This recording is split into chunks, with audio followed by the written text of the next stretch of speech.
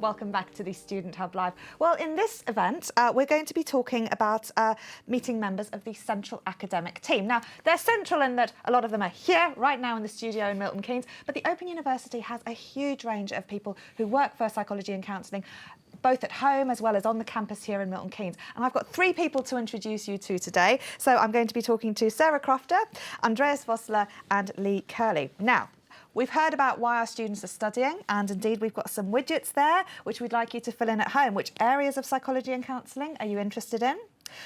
Three things there, full stop if you only have one or two things to say. How likely are you to consider an academic career? And also, are you studying with a view to changing careers? Those multi-choice questions, just click on the option that applies to you there as well. So what's the biggest myth then that you guys have ever come across when you've told people that you're a psychologist or counsellor? Lee. So, my biggest myth is people always think that I can read their mind. And can you? No, I wish I could. Oh, how very disappointing. I know, it always makes me, the other one is they always ask if I know if they're lying, which always makes me a wee bit suspect to the person. Say yes. Yes, yes. What about you, Sarah? Yeah. Well, I'm a developmental psychologist, so one of the myths about us is that we make the worst parents. Right. My daughters aren't here to verify that, so I don't have to either confirm or deny if that's the case. And what do you hear, Andreas, most commonly when you tell people you're a psychotherapist? Yeah, so as you said, I'm in the field of counseling and psychotherapy. And of course, there is often then so kind of a misperception or a perception that the counselors and psychotherapists are themselves kind of crazy and mad and need therapy. So that's quite a common one. And you've all been very evasive about the truths behind some of these myths that we hear. But these are common things, and I don't know whether you at home have had people say similar things to you when you've told them that you're just embarking on a psychology or counselling career. So do put those in the chat and let us know what you think about those, and we'll come back to those in just a second. Right, so I wanted to ask you guys what you do, and we've asked you to come here because you're all at a really different stage and range of involvement in psychology and counselling. Lee, you've been working on your PhD and you're really new to the OU, so you're hopefully our most keen person here. Keen, yeah. So what are you doing, and what's your research, and how's that then going to feed into some of the learning that our students are doing and benefit the university? My research during my PhD was on juror decision making. Very much interested in cognitive processes and how people make decisions and evaluate evidence. And I think that puts me quite in a nice position to kind of help produce some materials in the future, help to make stuff quite interactive, see how people discuss in student forums and how that kind of links with jury deliberations. So kind of put on my platform what I've done in experiments before and trying to implement that in teaching going forward. But yeah, as being you, I'm very excited to learn about the OU, the institution, and how teaching's kind of developed at here. So yeah, I'm excited. I mean, forensic psychology and criminology are just massive growing areas, both everywhere and also specifically at the Open University. And we've seen a huge range of, new people joining us as well as new curriculum being developed as well. So forensic psychology is really hot right now. What do you think is most exciting about it? I think what's really exciting about it is I think it gives that nice applied aspect to psychology, because in a lot of ways forensic psychology is very similar to cognitive psychology. It's taking a research from cognitive psychology, psychoanalysis, social psychology, and then it's putting it in this domain where everybody kind of thinks it's quite edgy, quite interesting. Why do people commit crimes? How do jurors evaluate evidence? So it kind of spices up psychology, I think. I think that's why people enjoy it. Okay. Well, we asked everyone at home which areas they were interested in. Let's see what they had to say. So forensic is coming up right in the middle here, but a lot of child psychology as well, and children, clinical psychology, the policing side, social psychology. I'm a total imposter. Imposter syndrome, Andreas, you might want to talk about that. Personality disorder, looking at an open degree, victim support, how the brain works, teaching, PTSD counselling, clinical psychology, forensic psychology. There's so much coming through, but forensic is really, really central there. There's also some aspects about behaviour and neuropsychology and working with offenders and psychopaths. So huge range of different areas that people are looking at studying here. Any feedback on this range of stuff that our students are looking at doing? I think it just shows how beautifully rich psychology can be and how it speaks to so many issues in society that everyday people experience and how important it is, really. And I was also thinking about the curriculum we offer here, because it seems like, from my perspective, that a lot of those themes are covered in our curriculum. We have exciting modules. We have, for example, counseling and forensic, the level 3 module we have, which is counseling and forensic psychology, which we call the Mad or Bad module, which I think is really related to some of those issues that were mentioned by students here.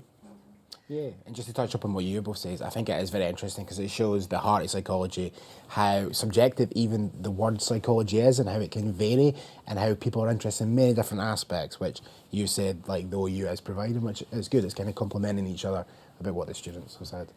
So HJ and Damon, what are people saying at home? There's lots of people sharing their ideas about what they're interested in doing. Well, it's not just what they're interested in doing, it's what people have said to them and their reactions to them when they've said that they're studying psychology or counselling.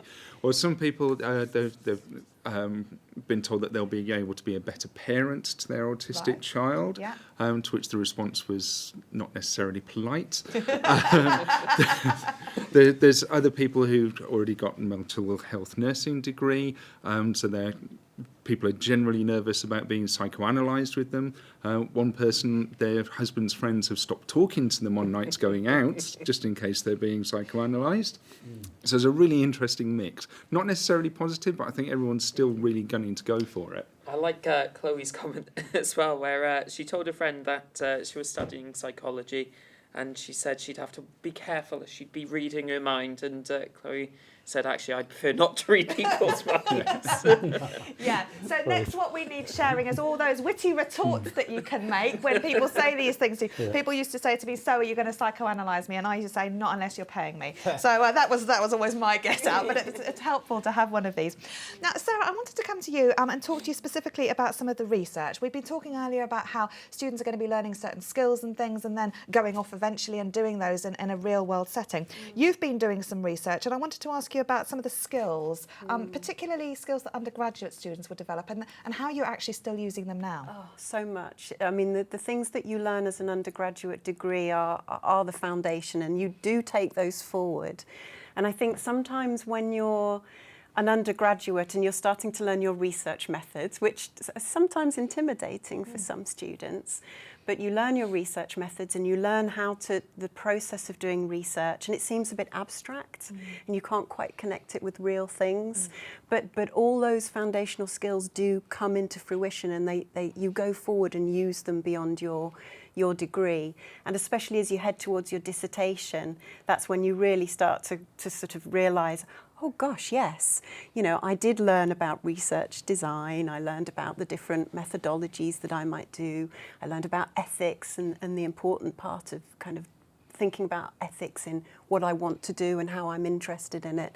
And yes, slowly but surely and steadily, as you practice more and more, you get to realise that you've been learning it all, and suddenly, it comes to fruition. Now, some of the students had really clear ideas about what they wanted to do. I mean, some students were saying things like social psychology, but students will learn a range of things, like it or not. But sometimes we can think, I really want to interview people and I really like the qualitative side of things. I don't really want to do all of this, that and the other, but they still need to do it. Why is it important to go through and have a very basic understanding of some of those methods, even if you have quite a clear idea about what you'd like to do in the future? There's a sort of a kind of dual thing there. I think there's a practical element to that. So it could be, for example, so some of the research that I've been doing sometimes has been for example, the Nuffield Foundation, and they're very interested in having a combination of quantitative research design, say, for example, using survey, and then backed up with in-depth detail using qualitative methods. So it's not just about kind of a pick and mix of what do you fancy, but what does the research need, what kind of questions are you asking, and what's the best way to answer them. So it's good to have a good range of skills, because you never quite know what might be the best methodological tool in your toolbox for the kind of question that you need to answer, or the real life problem that you know, you need that there's a gap in understanding for.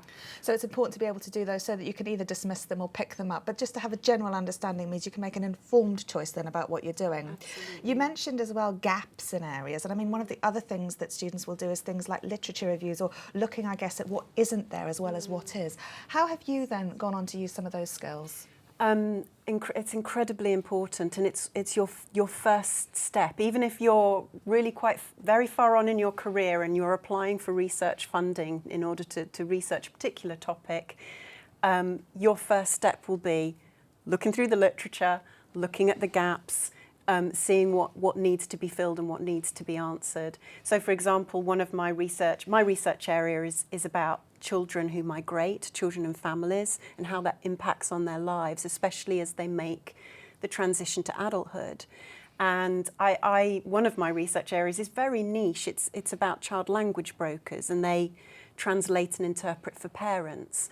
And that process has a really big impact on their identity.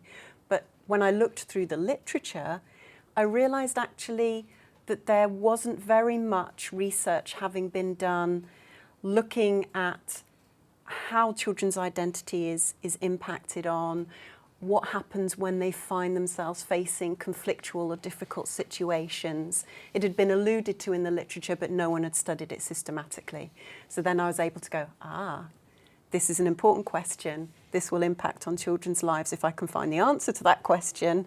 And then I was able to carry out the study. So you've mentioned some of those broad areas like literature reviews and methods and methodology.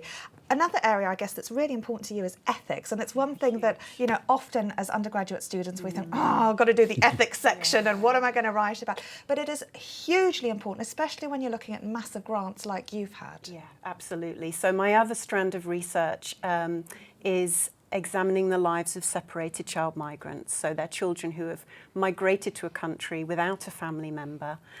And so they've often been through very traumatic experiences along the way. So you're right, as an undergraduate, especially when you're trying to do your dissertation projects, and you think, I've got to fill out an ethics form, and it feels very procedural.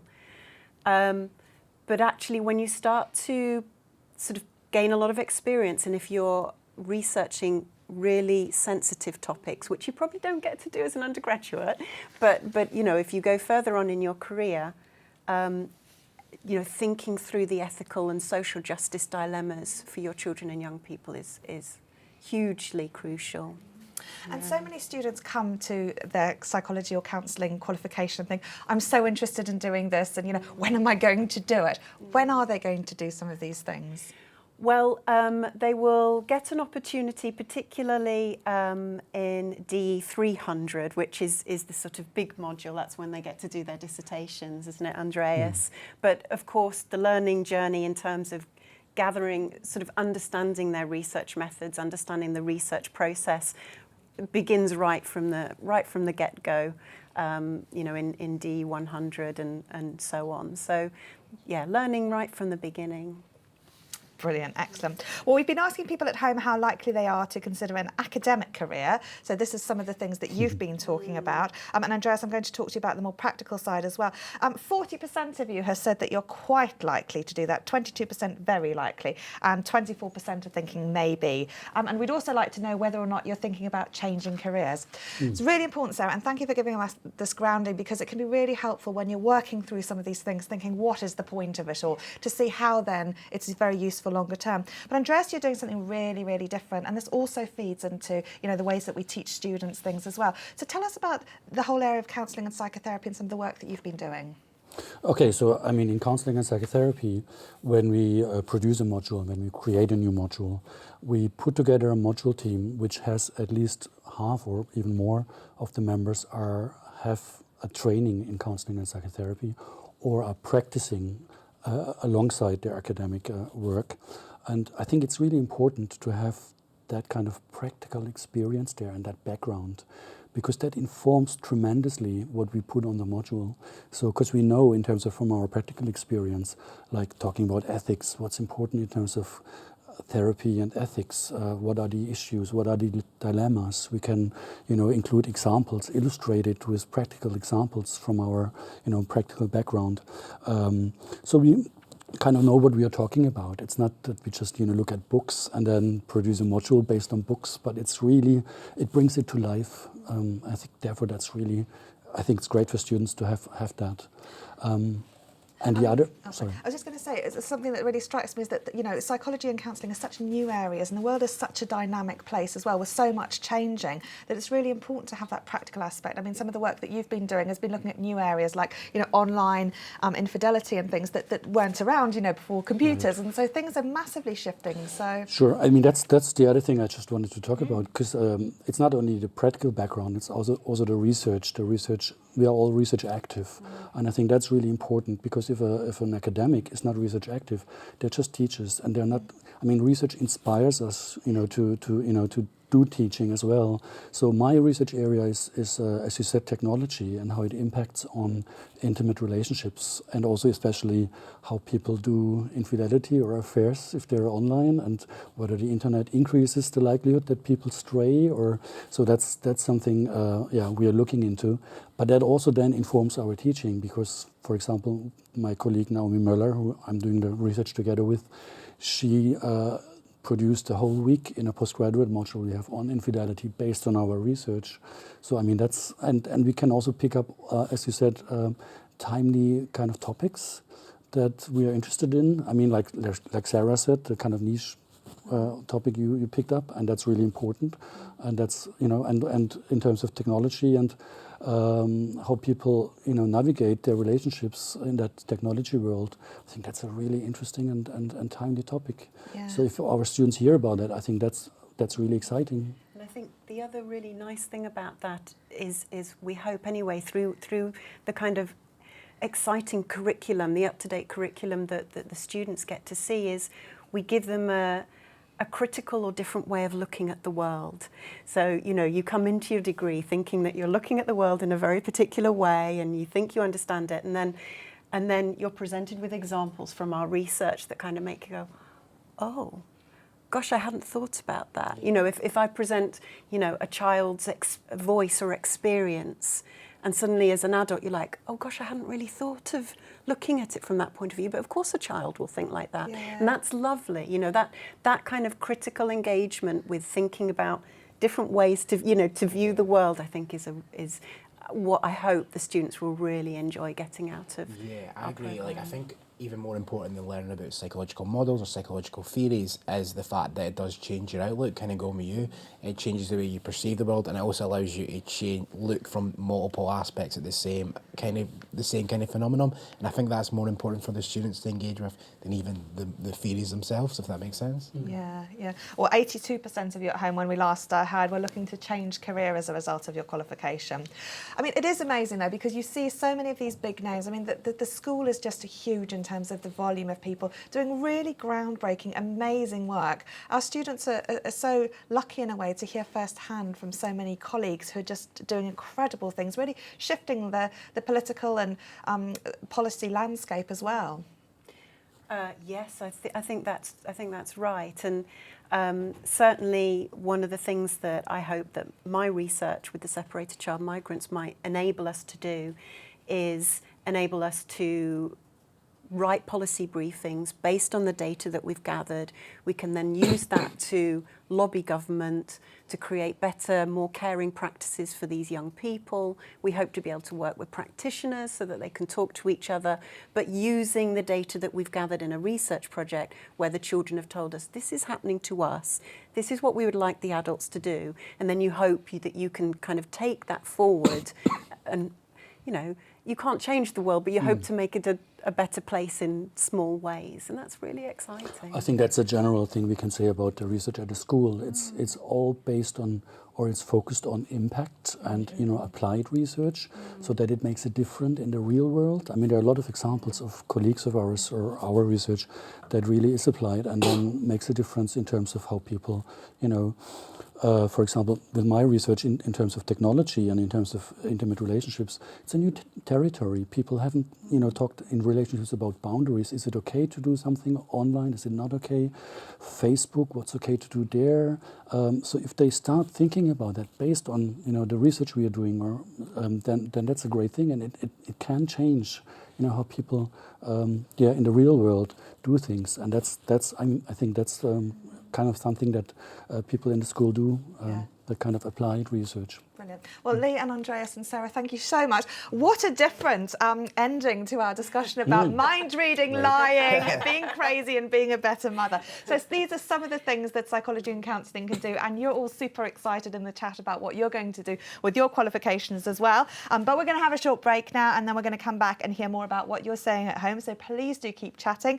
We're going to show you a video which is called 3 Ways to Spot a Conspiracy Theory, and then we'll be back for our next session, which is all about assessment. See you in a minute.